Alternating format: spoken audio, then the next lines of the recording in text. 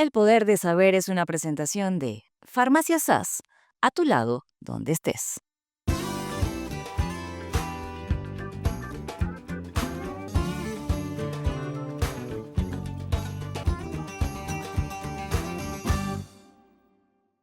Hoy nos acompaña Leonardo Buniac, economista, analista de riesgos y también de analista de riesgos geopolíticos. ¿Y qué más importante para ejercer el poder que conocer esos riesgos? Bueno, para eso está con nosotros hoy. Bienvenido, Leonardo. Hola Mariana, un placer, ¿cómo estás? Un gusto tenerte acá y conversar contigo sobre este tema, por lo que está viviendo el mundo y las cosas que hemos estado enfrentando en materia geopolítica y la manera que tiene el mundo de darle lectura a cada una de estas cosas. ¿Qué estás identificando en este momento en cuanto a lo que es el riesgo y cuánto podemos determinar de lo que está pasando en materia política? En países como el de como Venezuela estamos muy atentos generalmente a lo que está haciendo Estados Unidos porque parte de nuestra economía depende de nuestros acuerdos con ellos, pero en realidad la geopolítica y el mundo está en conflicto. Cuando el mundo está en conflicto, ¿qué deben hacer quienes ejercen el poder? Bueno, gestionar riesgos, ¿no? Entre otras cosas. Y cuando hablamos de riesgos globales, podemos hablar de riesgos de carácter geoeconómico, riesgos de naturaleza geopolítica, riesgos tecnológicos. Hay todo tipo de riesgos que van a estar condicionando de alguna manera la actividad económica, comercial a nivel global, a nivel regional y a nivel local. En este momento pareciera que lo que más importa son los riesgos de naturaleza geopolítica y el mundo interpreta que un gran riesgo geopolítico, sin duda, son las consecuencias, los impactos de la gestión de Trump 2.0, es decir, el segundo mandato de Donald Trump, que ya algunos comienzan a calificar que el presidente Trump adopta lo que se llama la teoría del hombre loco. Por ahí decía Maquiavelo en el siglo XVI que era inteligente o sabio de alguna manera simular la locura. Nixon lo hizo una vez en su oportunidad cuando por primera vez viajó a China y Trump parece que quiere adoptar la misma postura, la misma política. ¿Y de qué se trata?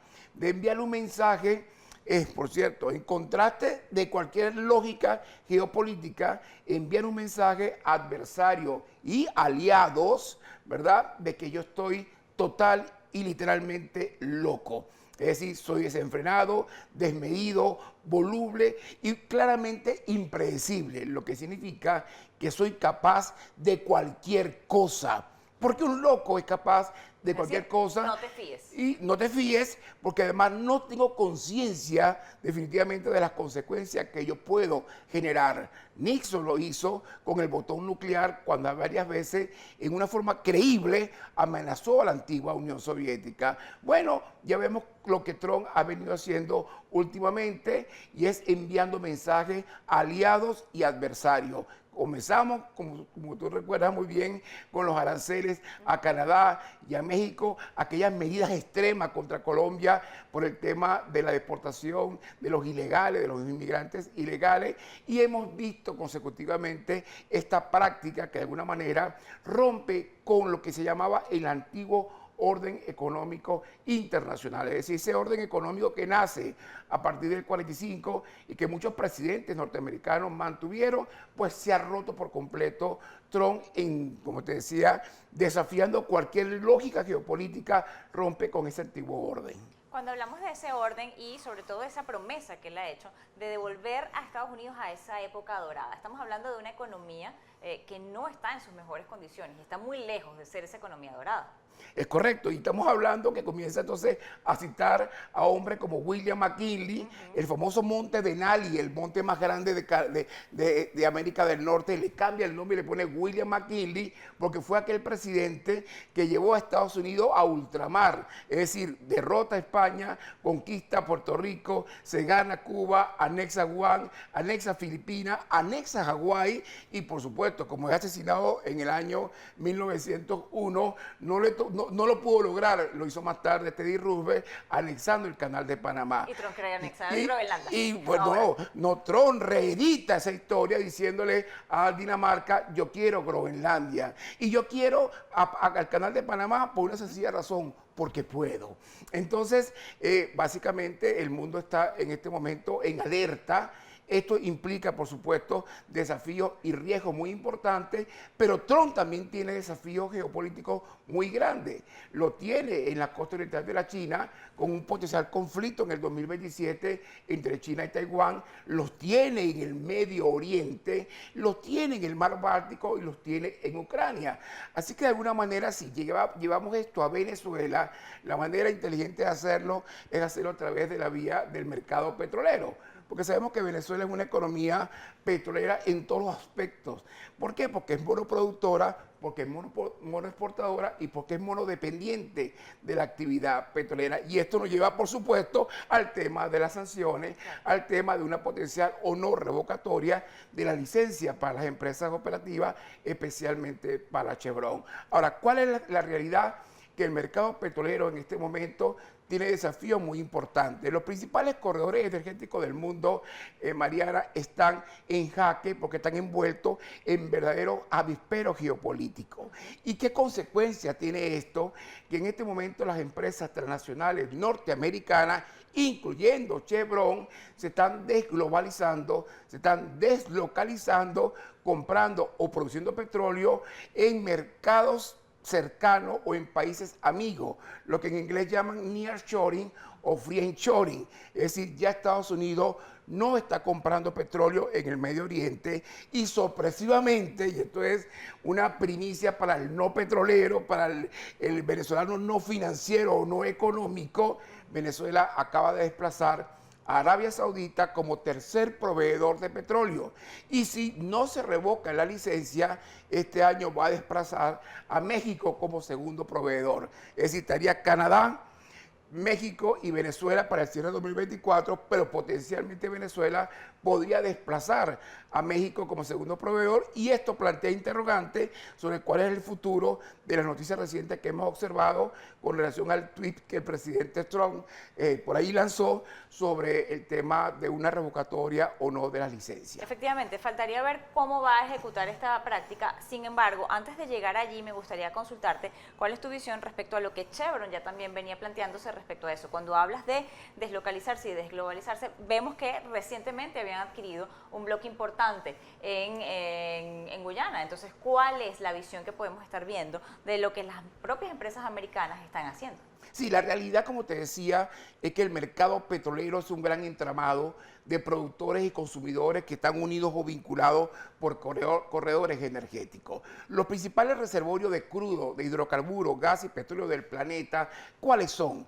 El Golfo Pérsico, que es un verdadero vispero geopolítico que enfrenta a naciones chiitas con naciones sunitas, a Irán contra Arabia Saudita, el Mar Caspio, que es un gran reservorio de gas y petróleo, pero que también está afectado por toda la dinámica geopolítica, por los conflictos étnico-religiosos en el Cáucaso del Norte, donde opera una cosa que se llama ISIS-K, el Estado Islámico del Cáucaso. Es decir, esos principales reservorios están envueltos en un verdadero desastre o una tensión geopolítica con tensiones y luchas ideológicas tremendas, incluyendo conflictos étnico-religiosos. Esto trae como consecuencia entonces que ya las empresas petroleras norteamericanas ya no saquen petróleo y ya no quieren comprar petróleo en el Medio Oriente. Incluso la quinta flota norteamericana, que es la que protege esos corredores energéticos en el Medio Oriente, con sede en Bahrein, en el Golfo Pérsico, hoy se desplaza hacia Asia Pacífico para contener al que consideran el verdadero rival, que es la República Popular China. En consecuencia de esto, Chevron comienza a hacer grandes inversiones en bloques, por ejemplo, en el presal brasileño, en Guyana y Surinam, con un potencial por encima de 1 millón de barriles diarios, y por supuesto en Venezuela. En Venezuela anunciando que este año, por ejemplo, va a sacar 250.000 barriles de petróleo, más o menos explotando 30 nuevos pozos, y eso significaría entonces convertir a Venezuela en el segundo proveedor de los Estados Unidos. Por supuesto, esta dinámica es bien interesante porque la gran pregunta ahí es, pero el presidente Trump ha anunciado que va a perforar y perforar, porque en su campaña lo dijo, vamos a lograr la autosuficiencia, la seguridad energética de los Estados Unidos, no comprando petróleo a nuestros enemigos, a nuestros adversarios o en esos mercados peligrosos, sino sacándolo internamente. La sorpresa, y ahí viene mi interrogante sobre el futuro de esta medida que anunció Trump es que los Estados Unidos producen hoy, es verdad, 13,2 millones de barriles de petróleo, pero requieren casi 20 millones para el consumo interno. Dependen de la compra del petróleo internacional. Y la realidad es que hoy Estados Unidos produce 13,2 millones y el propio Departamento de Energía en su planificación ha dicho que este año, en el mejor de los casos, Estados Unidos va a producir adicionalmente, residualmente, unos 320,000 barriles más, es decir, prácticamente nada.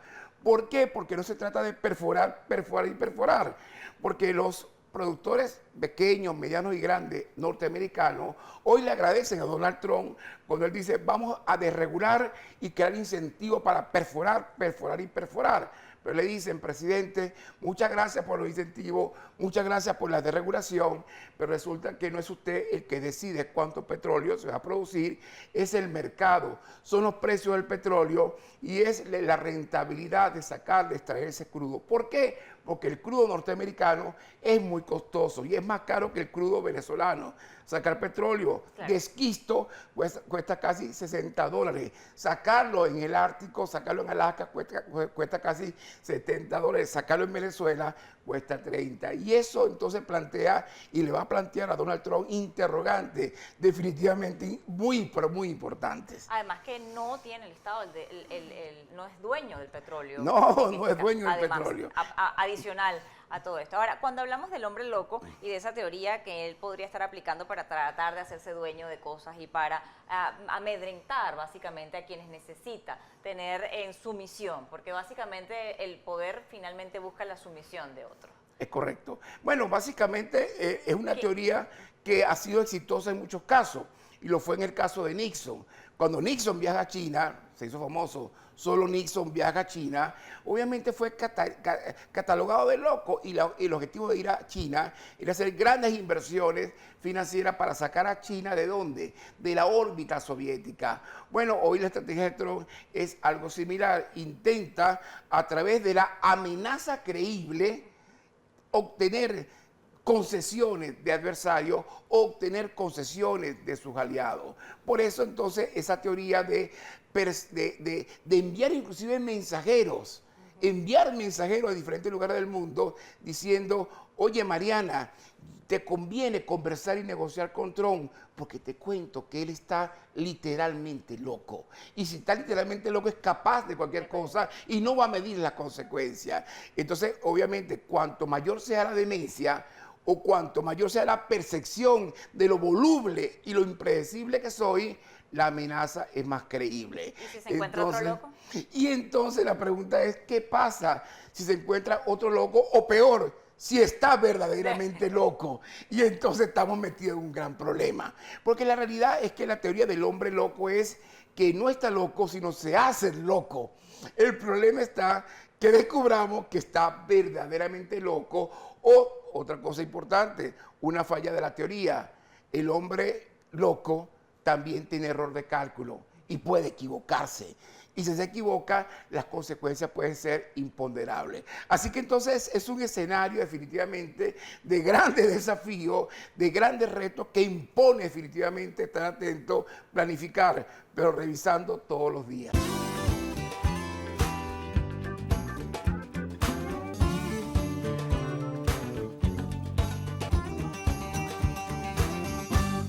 El poder de saber fue presentado por Farmacias SAS. A tu lado, donde estés.